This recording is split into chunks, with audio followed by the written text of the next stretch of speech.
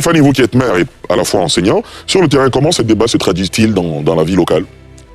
Merci Ali. Vous avez dit dans votre propos liminaire que en parler, est-ce que ce n'est pas courir le risque de réveiller les vieux démons? Il faut dire que les démons ne se sont jamais reposés sur cette question. Il s'est agi au départ, en parlant de l'ivoirité, de classifier donc les Ivoiriens vrais ou encore multiséculaires ou des souches d'avec les Ivoiriens qu'on pouvait considérer comme il le disait tantôt, donc des faux Ivoiriens.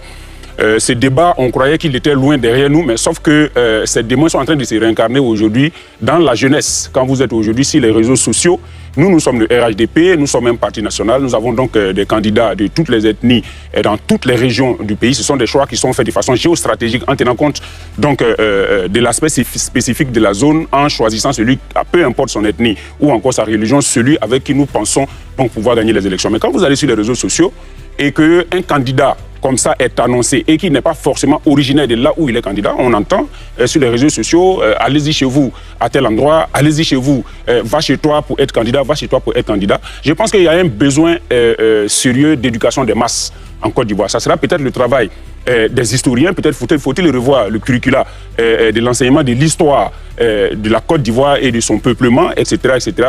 Mais c'est un problème sérieux. Je pense que il faut que les Ivoiriens comprennent que sur l'ensemble du territoire ivoirien, celui qui a des tabous et qui se retrouve à Tengrela, il est chez lui et que s'il est suffisamment intégré dans la société, dans le tissu social, économique et culturel de la localité et qu'il est un leader d'opinion jusqu'à un certain niveau, il peut donc faire acte de candidature et puis s'il est vraiment intégré, peut avoir le soutien de n'importe quelle population pour être élu. Vous savez, aujourd'hui, quand vous regardez ce vocable-là sur les réseaux sociaux, ça s'attaque beaucoup plus aux personnes d'origine nordiste. C'est ce que nous voyons. Moi-même, j'en suis victime. C'est pratiquement tous les jours que quelqu'un va pondre ce genre de choses sur ma plateforme, sur mon profil Facebook. Mais il faut qu'on puisse bouger. Mais c'est la faute à qui? C'est la faute aux vieux démons qui ont été fabriqués, comme vous le dites tantôt, pour servir donc d'armes politiques. Mais aujourd'hui, autant vous trouvez les gens du Nord, en Côte d'Ivoire, dans le Sud, forestier, de plus en plus, il y a un mouvement inverse qui est en train de se dérouler. Je vous donne l'exemple spécifique pour terminer là-dessus de la sous-préfecture de Djibrosso. Djibrosso est à quelques kilomètres de Boundiali, donc c'est pratiquement l'extrême nord. À 5 km, un rayon de 5 km à partir de la sous-préfecture centrale de Djibrosso, vous avez tout un tas de campements baoulés, dont les noms sont là, Kwassikro, Tolakro, Aoutoukro, etc., etc. Quand vous allez à Touba, mais c'est la même chose. Mais aujourd'hui, ces personnes qui s'installent là durablement, qui font leurs enfants là, qui mettent leurs enfants au monde là, qui ne connaissent même pas Boaké, qui ne connaissent pas Yamoussoukro, et qui vont mettre ces enfants au monde là, qui vont grandir là. Quand il va à l'école, c'est là qu'il revient en vacances. Et son papa s'investit là dans une plantation de cacao parce que c'est dans cette activité qu'ils sont généralement. Et un jour, ces enfants-là vont devenir des leaders dans cet endroit-là. Et puis, le jour où il pense qu'il est suffisamment intégré avec les moyens, il est dans le tissu social, va vouloir faire acte de candidature à Djibrosso, on va lui dire non, il faut retourner chez toi à Boaké, qu'il ne connaît même pas parce que c'est là qu'il est né. Véritablement, il y a une éducation de masse à faire au niveau de la société ivoirienne. Sinon, Ali, on parle de plus en plus d'ethnies en Côte d'Ivoire, je vais terminer là-dessus. Mais en Europe, il y a des ethnies. En Europe, il y a des ethnies. En Chine, il y a des ethnies. En Allemagne, il y a des ethnies. Mais qui en entend parler? Ils sont français, ils sont allemands, ils sont chinois. Donc, véritablement, il faut que nous puissions retravailler sur la notion de la nation en Côte d'Ivoire. Docteur Kamel Arthur Yobo, vous qui êtes sociologue du politique, que révèle ce débat sur l'état de la cohésion nationale en Côte d'Ivoire? Oui, avant d'aborder cette question, je voudrais juste faire un petit exercice pédagogique. D'abord, il faut noter que la question de nationalité traduit, à mon sens, une question de statut d'un individu reconnu par une nation. Donc, quand on parle de nation, il y a deux dimensions qu'il faut prendre en compte. Il y a la dimension qu'ils ont cité, les caractéristiques dites objectives, en prenant en compte la langue, en prenant en compte l'occupation territoriale, en prenant en compte les croyances partagées, l'histoire vécue ensemble, l'historicité. Et puis, il y a le vouloir vivre ensemble.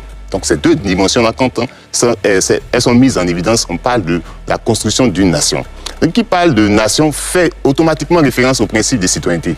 Parce que pour pouvoir être candidat, on parle du contexte de législation, donc pour pouvoir faire acte de candidature, il faut être citoyen ivoirien. Or, qui parle des citoyens ivoiriens, il y a trois dimensions de la citoyenneté qui se manifestent. Il y a la dimension d'appartenance qui est reconnue et qu'on nous inculque à travers des procédés. Comme vous voyez, par exemple, chaque matin, les enfants de préscolaire ou même du scolaire vont s'arrêter devant le drapeau pour saluer le drapeau. Ce sont des formes d'appartenance des sentiments d'appartenance à ce qu'on a construit ensemble qui est mis en évidence. Quand vous voyez les fêtes nationales qui sont déployées, ce sont des sentiments d'appartenance qu'on déploie au travers de ces pratiques-là. Il y a aussi la dimension de reconnaissance dans la citoyenneté. Il y a la reconnaissance institutionnelle où vous montrez votre pièce d'identité ou bien une carte, un passeport. Et puis il y a la dimension de la reconnaissance sociale, c'est-à-dire il y a des manières de faire, il y a des manières d'être, il y a des manières d'agir qui font que quand on vous regarde, on dit vous êtes ivoirien, ou vous êtes sénégalais, ou bien vous êtes français. Donc ce sont ces manières-là qui agissent. Et puis il y a aussi une autre manière, la participation. Donc quand vous êtes ivoirien, vous avez la possibilité de contribuer en étant contribuable par vos impôts. Et puis vous avez aussi la possibilité de voter.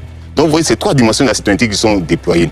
Maintenant, en revenant à la notion d'identité, j'ai noté que l'identité, ça renvoie à ce qui est cette représentation de soi, mais qui est organisée de façon durable et dans la continuité. Donc ce qui est stable dans la continuité. Et tout cela est encadré par l'État, qui est une entité juridique. Et en Côte d'Ivoire, pour être citoyen ivoirien, pour avoir la nationalité, je passe sous le contrôle du juriste, on nous parle du droit de sang, on peut l'obtenir par la naturalisation, on peut aussi l'obtenir par adoption. Donc ce sont des procédés pour être citoyen. Maintenant, quand ce débat est révélé à l'aune des élections, on note qu'il y a un enjeu de captation d'un électorat qui est manifesté. Ça, c'est un point. Il faut reconnaître que ce débat n'est pas né aujourd'hui. Il est né depuis le temps d'Houphouët. Quand vous remarquez bien le processus d'Houphouët, Houphouët avait une manière paternaliste de gérer les diversités ethniques. Au point où, quand vous parcourez les zones, moi j'ai eu l'opportunité de parcourir un peu les zones vraiment en Côte d'Ivoire, je note que l'ancrage d'Houphouët il est conçu comme le père. Et ça, c'est dans la conscience collective à cause des actions qu'il a posées à travers toutes ces différentes ethniques-là. Donc l'enjeu, pour moi, c'est non seulement la captation de l'électorat, mais qui a été favorisé par nos hommes politiques. Il faut le dire. Chaque régime qui est venu en a fait un marché électoral pour pouvoir asseoir son mode de gouvernance. Le régime RHDP, il a dit ouvertement lorsqu'il est arrivé que c'était un rattrapage ethnique qu'il allait mettre en position. Et on a vu comment ce rattrapage a été découlé dans l'occupation des positions.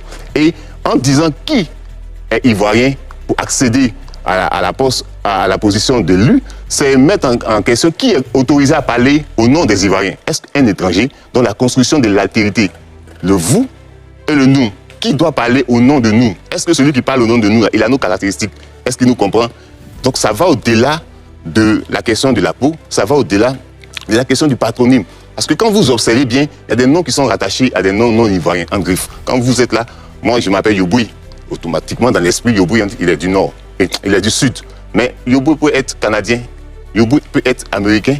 Vous voyez, donc on rattache, la réalité c'est quoi? On rattache le nom à une localité, alors que la citoyenneté définie par ce que je viens de noter va au-delà de cela. Très bien. Alors, j'ai bien envie de vous donner la